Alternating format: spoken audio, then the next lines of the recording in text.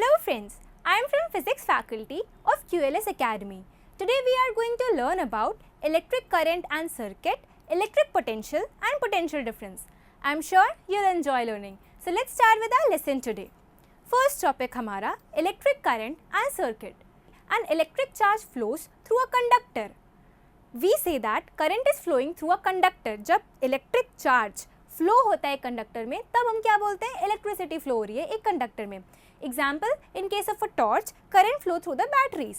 Torch में batteries के थ्रू होता है, बैटरीज कंडक्टर्स होती हैं. But it only flows when the switch is on.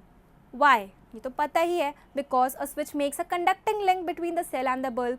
A continuous and closed path of an electric current is known as electric circuit. बचपन से पढ़ते आ रहे हैं कि सर्किट की वजह से ही जब सर्किट पूरा होता है तो करंट फ्लो होता है. सर्किट इज ब्रोकन मतलब current stops flowing. That's why जो हमारा कनेक्शन है वो टूट जाता है और हमें अपना डिज़ायर्ड, हम जो चाहते हैं वो नहीं मिल पाता है.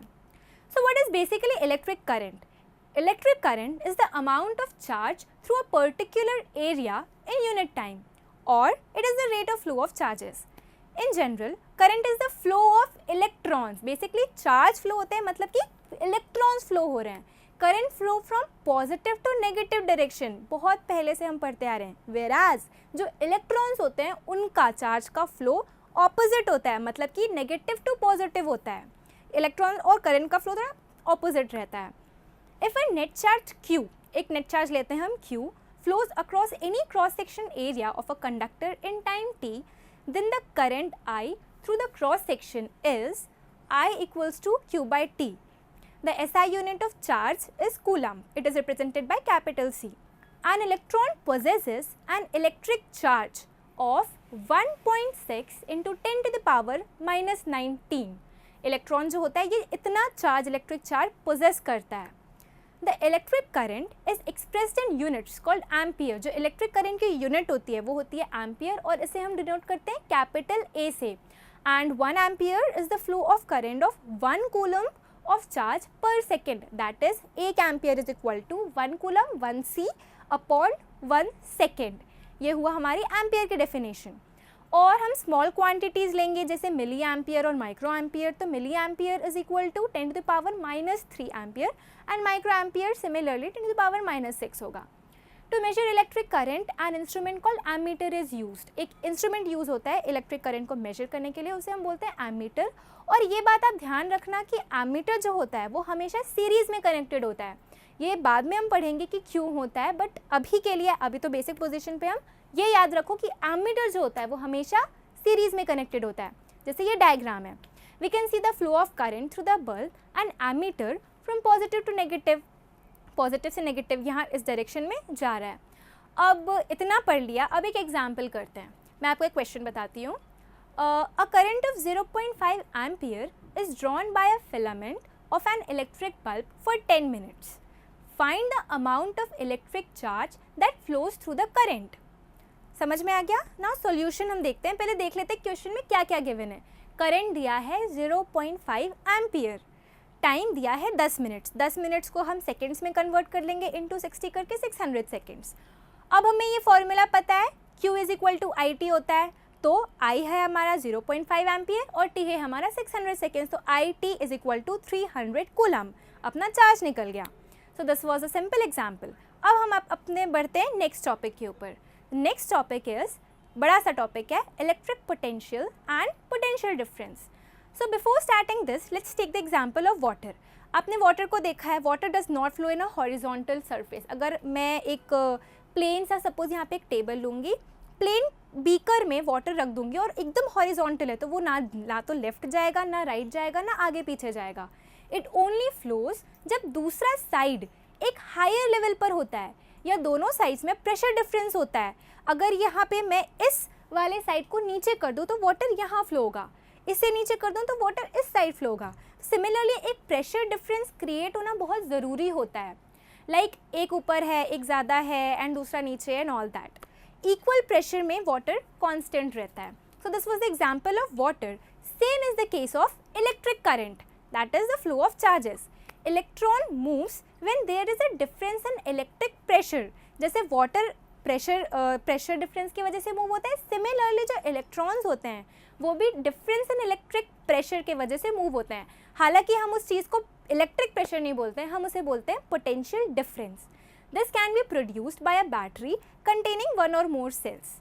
ठीक है, ये हो गया हमारा इलेक्ट्रिक पोटेंशियल डिफरेंस का छोटा सा एक बता दिया मैंने कि क्या होता है। अब ये पोटेंशियल डिफरेंस आता कहाँ से है? ये सेल में जो केमिकल्स एक्शंस होते हैं ना, वो जनरेट करते हैं पोटेंशियल डिफरेंस। जब सेल एक क्लोज सर्किट से कनेक्ट होता है तब इलेक्ट्रॉन्स मूव होते हैं, उस पोटेंशियल डिफरेंस की वजह से इलेक्ट्रॉन्स मूव होते हैं। फॉर एग्जांपल हमने सेल तो कनेक्ट कर दिया, लेकिन इलेक्ट्रॉन्स कहाँ मूव होंगे भाई? इस साइड मूव होगा कि इस साइड मूव होगा? वो चीज़ डिसाइड करता है पोटेंशियल डिफरेंस। उस पोटेंशियल डिफरेंस की वजह से इलेक्ट्रॉन्स का डायरेक्शन सेट होता है। This is how electric current is produced. Now what do you mean by potential difference? एकदम प्रॉपर डेफिनेशन में बताती हूँ जो आपको एग्जाम में लिखनी रहती है। We define the electric potential difference between 2 points in an electric circuit carrying some conductor as the work done to move a unit charge from one point to the other. This was the definition of potential difference. Potential difference between 2 points, V, potential difference को हम V बोलते हैं, is equal to work done upon charge. ये एक नया formula आ गया अपना, V equals to work done upon charge, that is V equals to W upon Q. Now the SI unit of electric potential difference is volt. VOLT volt, capital V इसका symbol होता है। ठीक है, अब इस volt की proper definition अगर आपको आ जाए एग्जाम में, एकदम ना पता है जब अपना एग्जाम होता है तो सबसे पहले ये क्वेश्चन आता है डिफाइन वोल्ट, 3 मार्क्स, हमेशा ऐसे ही होता है। सो 1 वोल्ट डेफिनेशन जब मैं आपको बताऊंगी, 1 volt is the potential difference between 2 points in a current carrying conductor when 1 joule of work is done to move a charge of 1 coulomb from one point to the other. ये है volt की definition और ये आप अगर लिखोगे तो आपको फुल 3 मार्क्स मिल जाएंगे। Therefore 1 volt is equal to 1 joule upon 1 coulomb, that is 1V equals to 1J upon 1C. The potential difference is measured by an instrument called voltmeter, which is always connected in parallel between the points between which difference is to be measured. कुछ याद है, मैंने आपको अभी थोड़ी देर पहले बोला था कि एमीटर याद रखना सीरीज़ में कनेक्टेड होता है। तो अभी जो हम वोल्ट मीटर की बात करेंगे तो ये भी चीज़ आप याद रखना कि जो वोल्ट मीटर होता है वो हमेशा पैरेलल में कनेक्ट होता है। 2 चीज़ आपको याद रखनी है, एमीटर करंट मेजर करने के लिए यूज़ होता है, वोल्ट मीटर वोल्ट मेजर करने के लिए यूज़ होता है। एमीटर हमेशा सीरीज़ में कनेक्ट किया जाता है, वोल्ट मीटर हमेशा पैरेलल में कनेक्ट किया जाता है। अब हम एक लेते हैं एग्जाम्पल, क्वेश्चन बोलती हूँ मैं, how much work is done in moving a charge of 2 coulomb across 2 points having a potential difference 12 volts. ये था हमारा क्वेश्चन। तो सॉल्यूशन है, the amount of charge that flows between the 2 points at potential difference V equals to 12 volts. ये हमें पता है। Thus, the amount of work done in moving a charge will be equal to W equals to VQ. अभी हमने पढ़ा है, तो W equals to VQ 12 volt into 2 coulomb, that is 24 joule. Simple question था। ठीक है, नाउ नेक्स्ट हम आते हैं अपने नेक्स्ट टॉपिक पर कि अभी तक हमने क्या याद किया है। ये भी बहुत इंपॉर्टेंट टॉपिक है यार, वरना आगे पार्ट पीछे से पार्ट हो जाएगा। तो अभी तक हमने क्या पढ़ा? इलेक्ट्रिक करंट एंड सर्किट सबसे पहले स्टार्ट किया था। फ्लो ऑफ करंट क्या होता है मैंने आपको बताया था, पानी एंड लाइटिंग वाला एग्जाम्पल। फिर हमने चार्ज के बारे में पढ़ा था कि चार्ज का फ्लो ही होता है करंट का फ्लो। देन एक फॉर्मूला हमने जाना था I इक्वल्स टू Q/T। फिर SI यूनिट ऑफ चार्ज देखा था, कूलम्ब होता है और होता है 6 × 10⁻18 इलेक्ट्रॉन्स। फिर हमने यूनिट ऑफ करंट देखा था, एम्पियर होता है। फिर उसके बाद हम आए थे बाकी उसमें माइक्रो एम्पियर, मिला एम्पियर, जो माइक्रो एम्पियर 10⁻⁻6 होता है, मिली -3 होता है। Then electric potential and potential difference पर आए थे हम। मेजर जो हमारा सेकेंड टॉपिक था उसमें था charge flow with a pressure difference. मैंने आपको पानी वाला एग्जांपल दिया था कि पानी भी हॉरिजॉन्टल लाइन में फ़्लो नहीं होता है, उसको प्रेशर डिफरेंस चाहिए होता है। सिमिलरली चार्ज भी प्रेशर डिफरेंस से फ़्लो होता है। देन उस डिफरेंस को पोटेंशियल डिफरेंस बोलते हैं। मैंने आपको बताया था कि वो इलेक्ट्रिक प्रेशर डिफरेंस मत बोलना, उसको इलेक्ट्रिक पोटेंशियल डिफरेंस बोलना। फिर 2 फॉर्मूला हमने जाना था, V इक्वल्स टू W/Q या फिर V इक्वल्स टू J/C। अगर हम यूनिट्स के बारे में देखेंगे तो जूल अपॉन कूलम।